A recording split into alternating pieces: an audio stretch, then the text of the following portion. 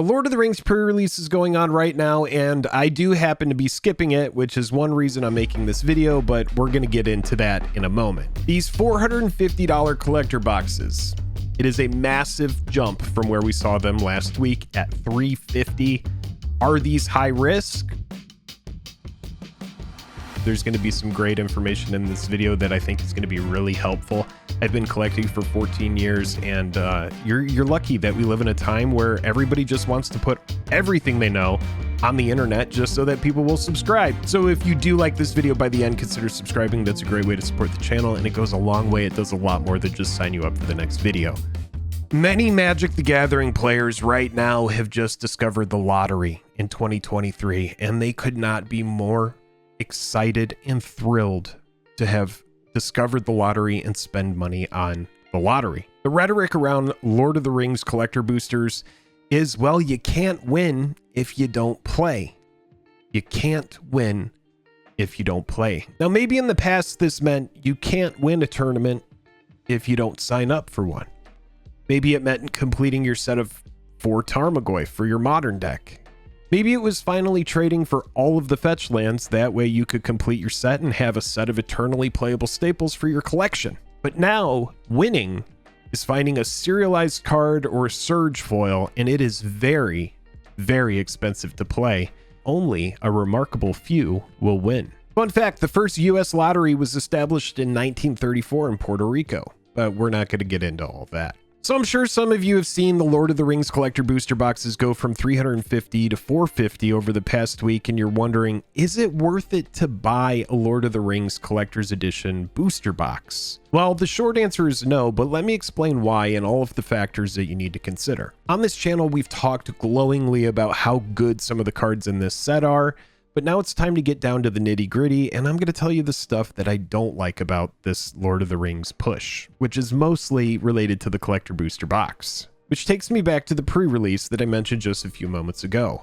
After calling my local game store, I found out that the pre-release was going to be $50 after tax just to play. Almost double what I would normally expect from a normal pre-release price of around, like for March of the Machine I just recently went to, that was around $25 to play in the pre-release.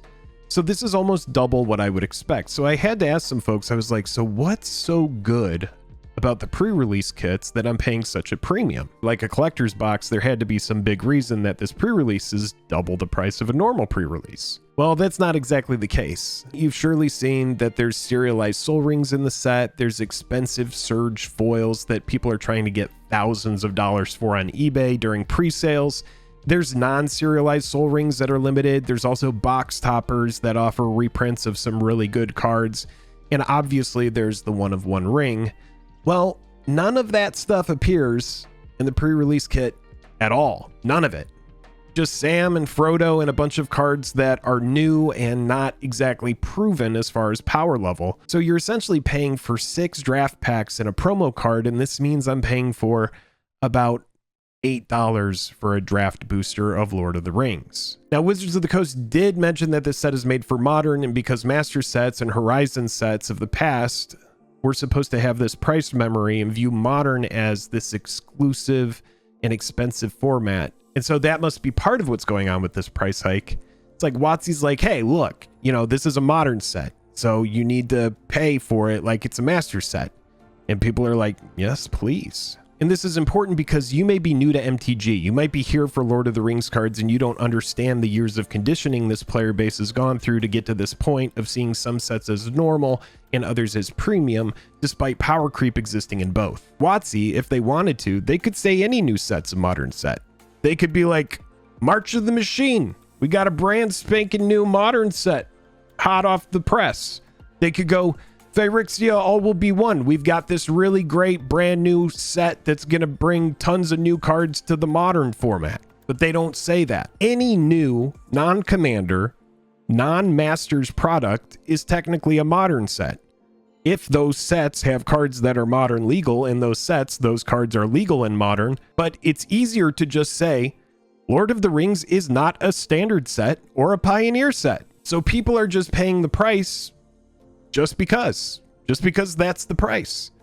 That's the universe is beyond premium, I guess.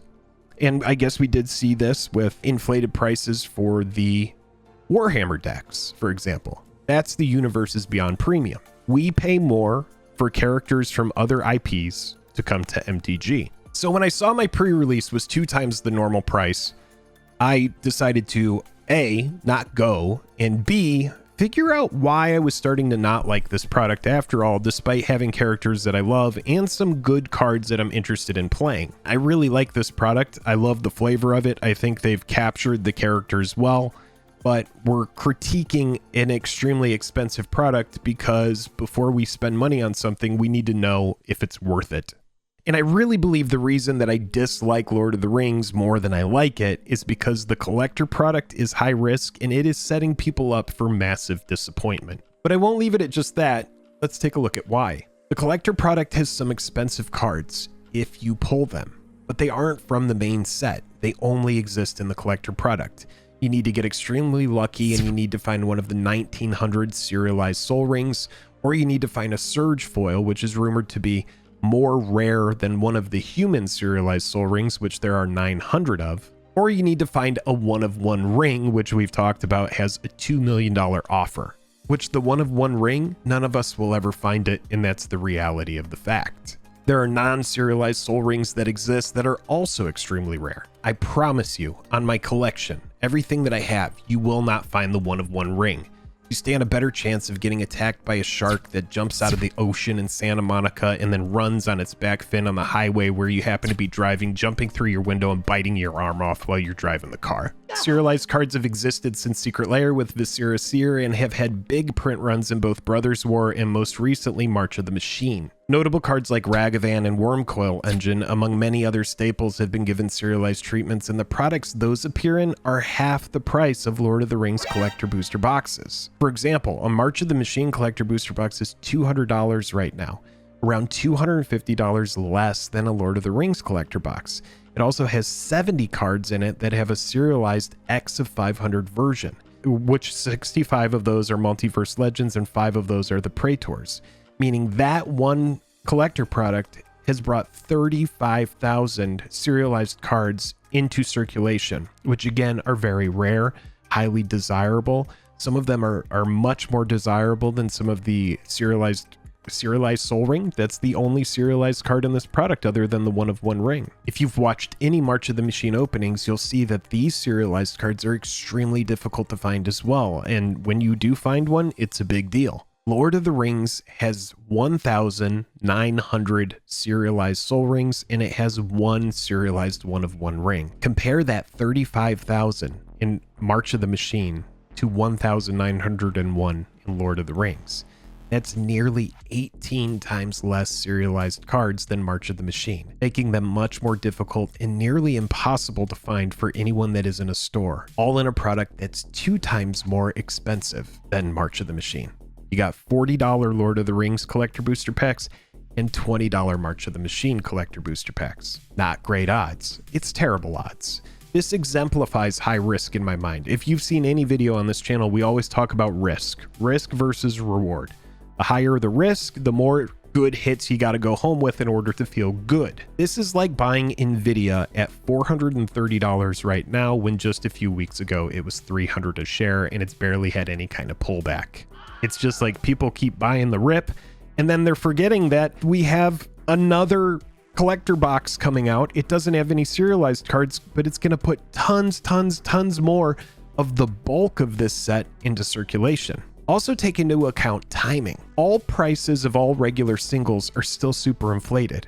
The main set doesn't come out in paper until the 23rd of June. The recording of this video right now is the 17th of June. We've seen Double Masters 2022. We've seen all these big sets that are super hyped. They have huge hits in them. Then they come out and everything bottoms out. Never forget the $900 Ren and 6 textured foil. You can get it for like $100 now. So in the past, when I talk about stuff like Double Masters 2022 textured foils dropping like a rock, or how this set and that set races to the bottom after the release, this is not for my health. It is not because it gets good views. It's because that's what happens each set. And with the MTG Hive Mind, it's always super predictable. The same thing happens with every single set. And now all of these Lord of the Rings collector boxes are more expensive than Modern Horizons 2, a set with fetch lands. The collector pack of Modern Horizons 2 has a chance at Ragavan, Murktide, Solitude, Fury, that entire cycle, Esper Sentinel, all the enemy fetch lands, retro and foil versions of stuff that came out in Modern Horizons 1, like Urza, Prismatic Vista, cards like that.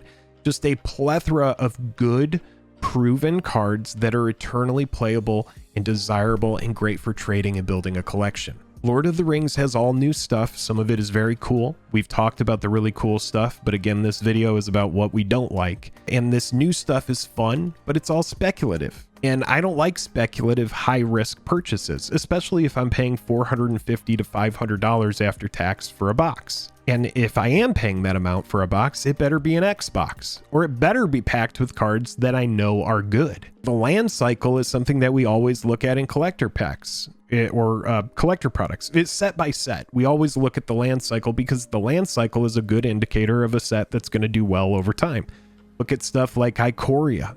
That brought us the Triomes. And then we got Triomes in Capenna as well, except they were themed around the different guilds in that set. Sets like Modern Horizons 2 are so attractive because we know that those fetch lands are good. And so for the players that want to pimp out their decks, they're like, I can get a foil retro Scalding Tarn in that product. And I know that that Scalding Tarn is good. I know that Ragavan is a 4 of in Modern, and it's a card that's absolutely busted. I know that it's good as a commander. I know that it, as a turn 1 commander play, is arguably better than Sol Ring to some people. Now, the lands in Lord of the Rings collector boxes, or in the Lord of the Rings product in general, they kind of remind me of like Throne of Eldraine. They're niche, they're good, but they're very specific. They're way better than Scry lands, for example, that came out of Theros Beyond Death. Just in general, they're, in my opinion, way worse than fetch lands because I know fetch lands are just good. I'm not saying every product needs fetch lands in order to be good either. I already know that that comment's coming, and that's not my point here. What I'm saying is that this product is just extremely expensive just because it's Lord of the Rings. That's what it seems like. Now, where fetch lands, they fit into anything. Constructed decks, commander decks. These lands, Minas Tirith, for example, that's a good card, maybe a 2 of in decks that are aggro-centric decks, but I don't think it's going to be a 4 of. It does not equate to me like a Marsh Flats, for example, where I'm like, 4 Marsh Flats is great for any deck that wants Marsh Flats. So if we know from the past how rare serialized cards are from Brothers War and March of the Machine, and we now know that they're going to be 18 times more rare in this product, that can inform us a lot of whether or not this absurdly priced collector box is for us. And for me, it's easy to see that it isn't. I know that I'm never going to find a serialized card. And since it's speculated that the Surge foils are more rare than the serialized Human Sol Ring, meaning less than 900 of each in total exists, it continues to not make sense to me. You either need to get very lucky or buy a ton of it in order to guarantee that you find one of these sought-after cards. Buying 10 boxes of Lord of the Ring collectors and paying nearly $5,000 so you can hopefully find one Surge foil that you can sell for $500 to $1,000 is ridiculous. Someone was saying a serialized ring should appear in 1 in every 150 boxes.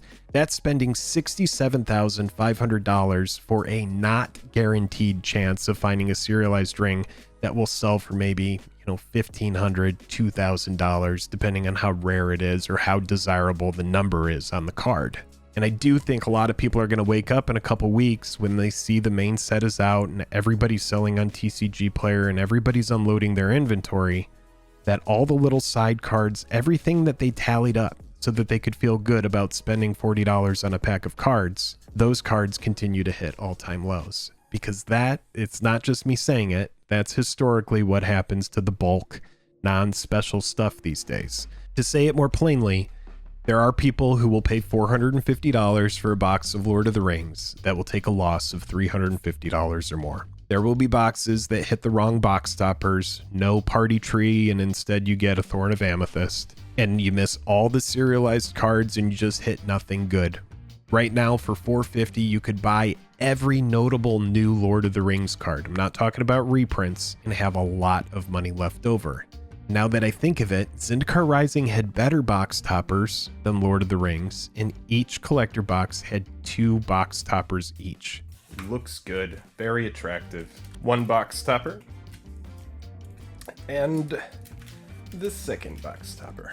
And the collector boxes were around $200 when they came out. A $200 loss is way better than a $400 loss every day.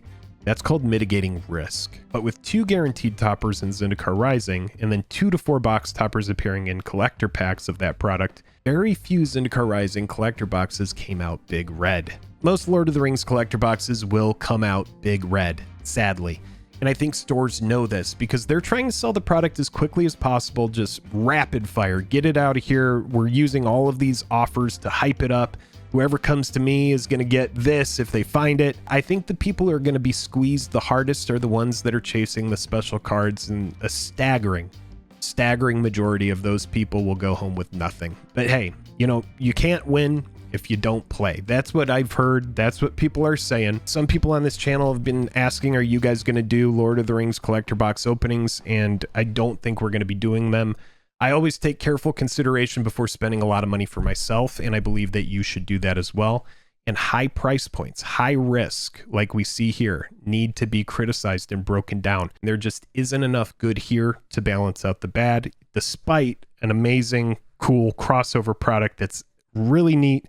And for people that are interested in Lord of the Rings, who don't care about the price, who are just like, give me my Frodo Baggins, I want to put it on my head and whatever, that's awesome. Lord of the Rings is a great, fun series. It doesn't detract from anything that I feel about those characters or that IP. I think that Lord of the Rings is cool, but for me, it doesn't make a lot of sense. If you are buying collector packs, there is a 99% chance you will take a loss. Now, tell me if that is a fact. Am I lying?